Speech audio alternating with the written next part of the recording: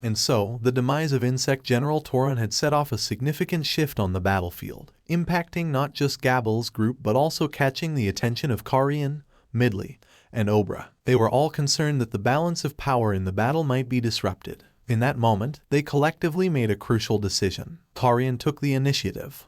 Frey emerged victorious. Well, naturally, I can't afford to lose either, he said with a wry smile as he locked eyes with Aart. Aart, with his numerous limbs, was skilled not only in close combat but also in magic. His flexible, slender arms, sheathed in an exoskeleton of the finest alenium, could pierce his foes like spears. Furthermore, he could perform magic without incantations using his free hands. At first glance, this combination of magic and unique physical abilities seemed to put Karion at a disadvantage. However, reality told a different story. Karion was biding his time, searching for an opening to unleash his special move, the Beast Roar, while conserving his energy. As the battle commenced, Karion realized he had the upper hand, yet he remained vigilant. Aart was undeniably strong, and a careless move could lead to his defeat. Moreover, Karion sensed the danger of rushing in and causing unnecessary injuries. He waited for the opportune moment when both actions synchronized. Finally, that moment arrived, spurred on by Frey's victory over Insect General Torren, which had tested Aart's patience. I've been waiting for this. Beast Roar. Karion's technique pierced Aart's body. The magical particles emitted by the attack expanded the area of effect, enveloping Aart completely. Midley observed the battlefield with a calm demeanor. Insect General Sorl, standing before him, posed no significant threat.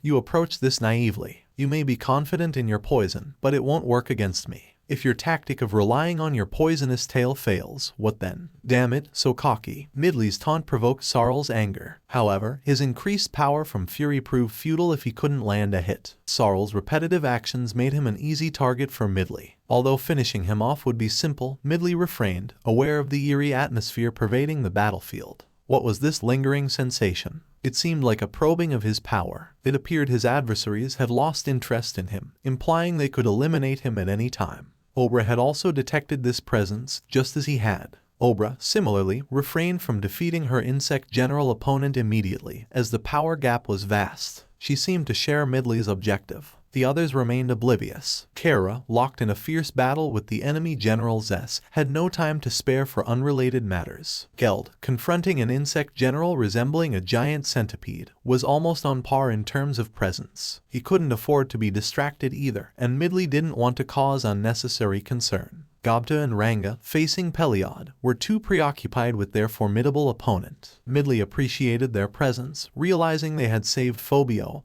and Esprit from certain death. Yet, the disconcerting atmosphere in the battlefield held him back from acting. Midley contemplated repaying Gobta with assistance in his training, though from Gobta's perspective, it might seem an unnecessary favor. After a prolonged stalemate, the situation finally shifted. Frey's victory over Insect General Torren set the tone, followed by Gabil's triumph over Bethop, and then Karion's success against Aart. Midley sensed the ominous presence intensifying and becoming more dangerous on the battlefield. For reasons he couldn't fathom, something ominous was unfolding. He was convinced of this and prepared himself. Karion and Frey also seemed to sense it after defeating their respective insect generals, confirming their earlier instincts. Midley thought to himself, those two still have much to learn. Their combat skills have improved, but to keep up with Milan Sama, they must become more aware of their surroundings. Sorl, feeling humiliated by Midley's apparent indifference, went berserk and activated his overdrive by impaling his own body with his poisonous tail. Sorl's newfound strength and speed posed a genuine threat, forcing Midley to get serious. He restrained Sorl with his formidable fighting aura, immobilizing him, and then swiftly delivered a fatal blow, reducing Sorl to dust. It was a swift execution, showcasing Midley's strength, suitable for Milan's playmate. However, Midley couldn't shake the feeling that he had made a mistake. I don't like this. The ominous feeling is getting stronger, Midley muttered, gazing at the darkening sky.